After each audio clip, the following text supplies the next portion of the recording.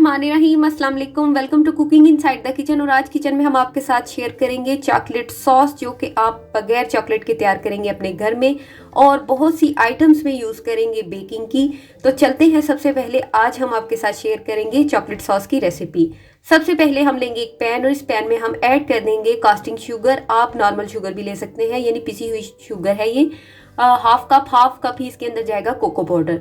अब दोनों चीज़ों को अच्छे तरीके से हम मिक्स कर देंगे विस्क की मदद से। इसके साथ हम इसके अंदर ऐड करेंगे 1 टेबलस्पून मेरे पास है कॉर्नफ्लोर। क्वांटिटी का खास ख्याल रखिएगा और आपका बहुत अच्छा सॉस तैयार होगा। आप इसे सेव करके फ्रिज में रख सकते हैं। तो इसे ऐड करने के बाद 1 कप इसके अंदर जाएगा दूध और अब हम इसे अच्छे तरीके से मिक्स कर लेंगे। मिक्स करने के बाद इस बात का ख्याल रखें कि इसके अंदर बिल्कुल भी लम्स नहीं रहे और अच्छे तरीके से जब ये मिक्स हो जाएगा तो तब हम इसका कुकिंग प्रोसेस शुरू करेंगे।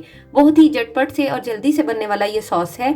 आप इसे डोनट्स में, केक में, बिस्किट, कुकीज़ वगैरह में बहुत से पर्पज़ के लिए यूज़ कर सकते हैं।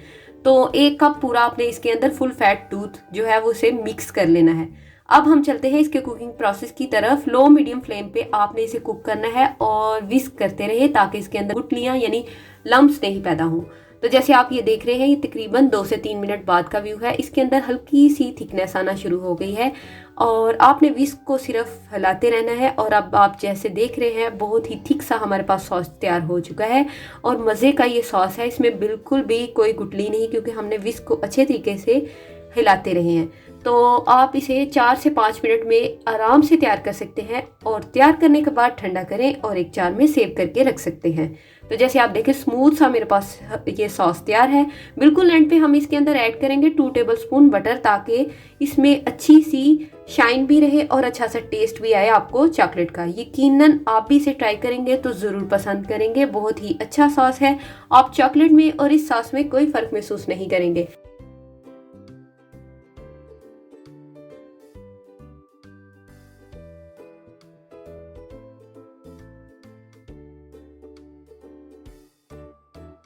ये देखें इसकी कंसिस्टेंसी।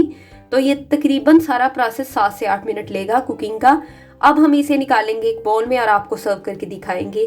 प्लीज़ अगर चैनल पे नए हैं तो चैनल को सब्सक्राइब करना और रेसिपी को लाइक करना मत भूलिएगा। लिंक को शेयर कीजिएगा फैमिली और फ्रेंड्स में। इसे आप ठंडा करें और किसी भी जार में सेव करें और बहुत सी बेकरी की आइटम्स में इंशाल्लाह आपके साथ शेयर करेंगे। फिर मिलेंगे अच्छी सी रेसिपी लेके। तब तक के लिए अपनी दुआओं में याद रखिएगा। अल्लाह हाफिज़।